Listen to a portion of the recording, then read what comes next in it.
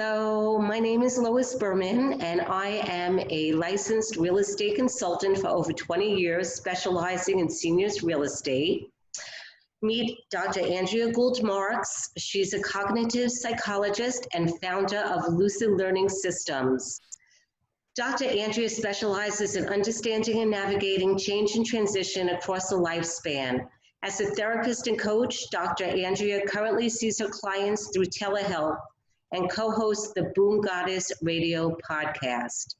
It was my curiosity about taking care of myself and my loved ones that brought me to think of consulting my friendly local psychologist, and I'm so glad I did. I thought of inviting her to perhaps shed some light on some of the highly emotional times in our life going on right now. Thanks, Lois. Thanks for inviting me. And it turns out that we take a walk together occasionally through our neighborhood.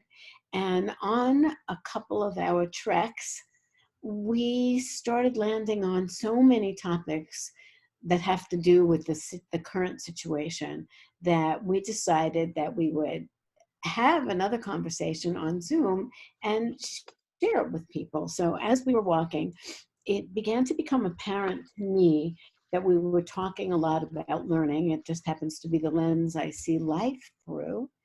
And I realized that homeschooling is not for kids only. Learning is going on all day long for us because we're in a situation that A, we haven't been in before. 2, is full of information to process. 3, is full of uncertainty. So it's only natural that we begin to learn whatever we have to learn to survive, as always.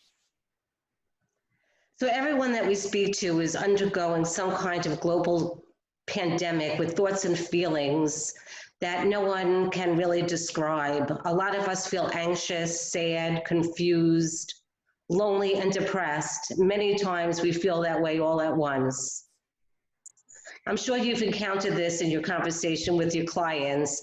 What can we do to help ourselves feel more balanced?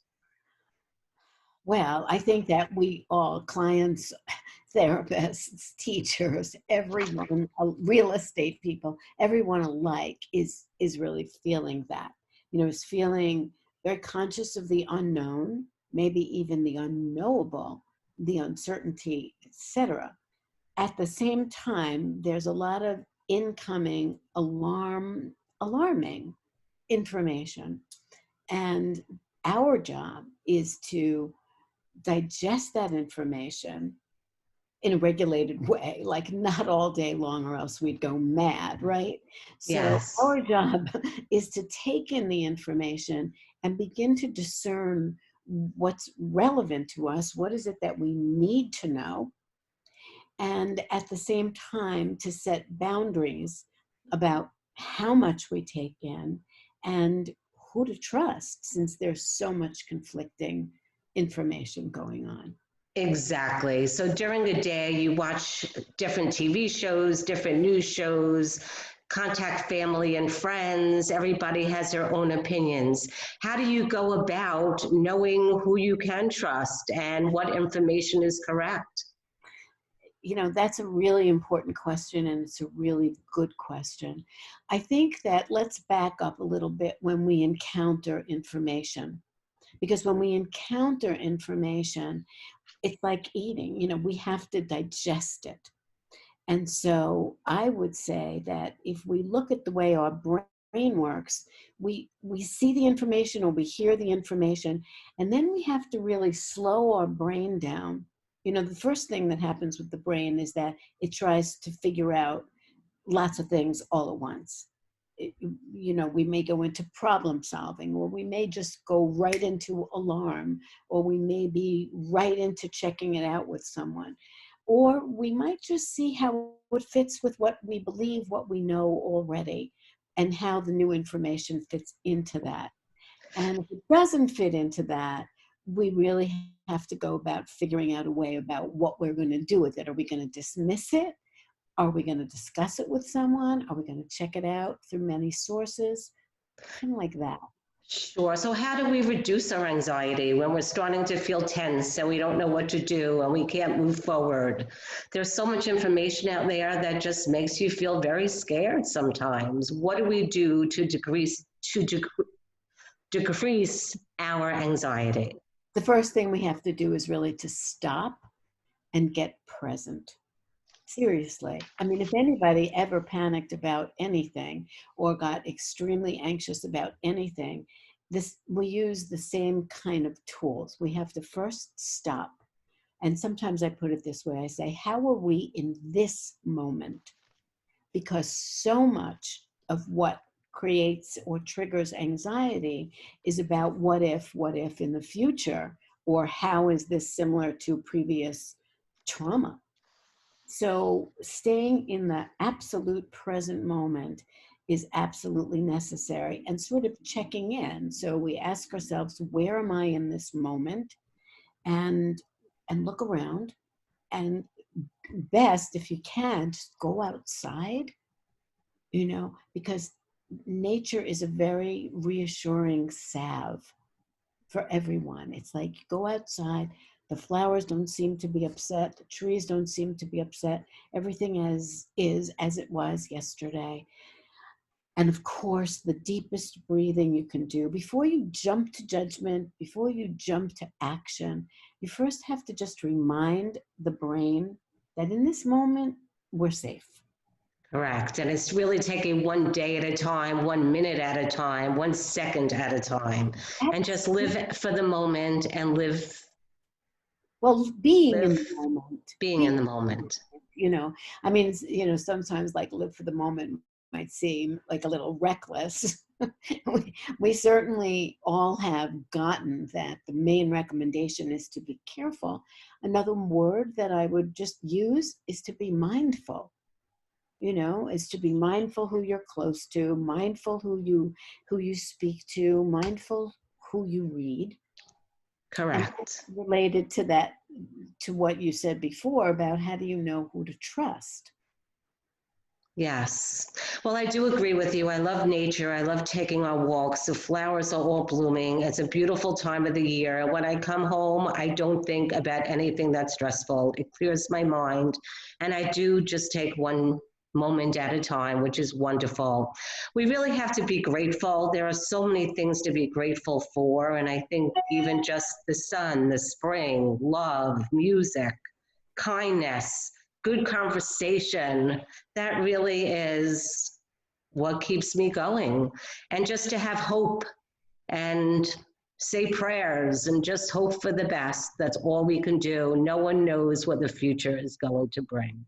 Right. And I think that the other thing is to really assess what helps each of us as individuals to cope with difficult information or a difficult moment. Is it a friend's voice?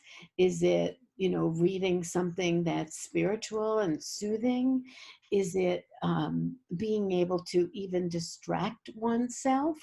Because we know that if we distract ourselves, we can at least bring ourselves into a different state. And that's just important information to know, is how do you create a state? How are you mindful of what you habitually do? Do you habitually go into judgment, or do you habitually call your mother? Yes. So there are always people that are very negative. So how do we set up boundaries where we don't follow that same type of behavior?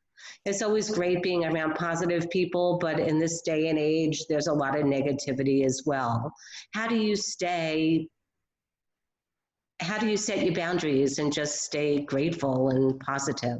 One of the things is to know that you have the right to set boundaries. Just like many of us get into the habit, you mentioned that you watch for about a half hour in the morning. I might watch a very limited amount, or maybe not watch at all, maybe just read, because images really go into the deepest part of our brain, and images themselves can be activating, especially if we watch, video.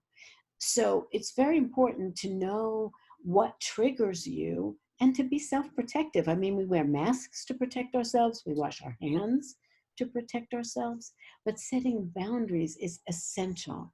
And of course, that goes into deeper psychology about who's good at setting boundaries and who's not, who's good at Right. saying no and who's not. But boundaries themselves are part of healthy Yes. emotional well-being. We need to learn how to set those. And we also have to know that we can only control ourselves. Everybody is entitled to their own way of thinking, but we can only control ourselves. So we need to be very Well, clear as to what we want to do and not follow the advice of others. Or necessarily, give it. right, necessarily, unless they're highly trustworthy. So we need to kind of just be aware of being discerning about what we take in. You know, somebody might give us something to eat that is not in our meal planning or is not really, we know from our own personal experience, it doesn't go down well. And so we say, no, thank you. Or we leave it on our plate and we don't eat it. You know, I Right. mean, I think the same thing is true of ingesting negativity. You know, we set boundaries, but we also don't have to digest negativity. We can ignore it. We can push it away. We can say, this is our ethic and this is the way I survive right now, is I don't engage in negativity. Right. They And always say change the way you look at things, and the way you look at things change. There are so many online programs now when people say they're bored and they don't know what to do. I realize that you can learn to paint online, you can read a book online, you can learn how to make jewelry, you can do it yourself projects. There's so much that you can do that is just good if you're feeling stressed and you want to do something different. That sometimes I think can clear your mind thank as well. you. Thank you for mentioning that, because the truth is that one of the best ways of regulating ourselves is to open ourselves to learning. And a truer statement was never made. This is a time where we are all learning. Dr. Fauci is learning. The administration is learning. People who govern are learning. People who implement are learning. We're all learning. And so we need to give ourselves the luxury of that. Want to check things out? There's ways to do it. You want to talk to a consultant? There's ways to do it. So I think that this time in history will go down as not for kids only. We all need to learn, whether it's about ourselves, about relationships, or about what's going on in this world right now. So that's Yes. the Well, opportunity in the crisis. well, I do thank you for having this interview with me because it's such a great topic. Homeschooling, not for kids only. We all have so much to learn, and it's just great talking with you and Thank you letting for the us know what to do. opportunity to share our conversations, because they're important. Every conversation that we see is going on about this. So it's our way of sharing important conversation. Thank you, Lois. Thank you, Dr. Andrea, and I look forward to chatting again. Absolutely. Bye for now. Thank you.